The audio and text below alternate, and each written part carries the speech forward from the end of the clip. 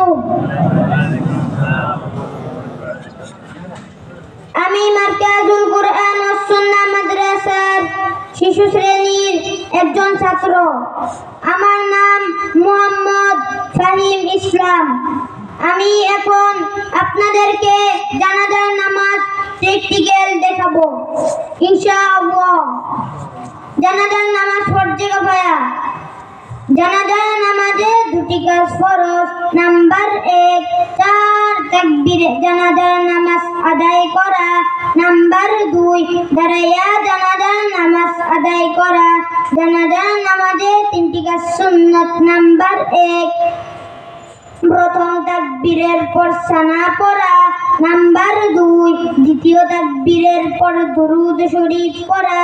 Number 3, তৃতীয় তাকবীরের পর মাইয়াতের জন্য দোয়া করা। জানাজার নামাজের নিয়ত আমরা যদি আরবিতে বলতে পারি তাহলে সেটা উত্তম, আর যদি না পারি তাহলে বাংলায় বলে নিব। যেমন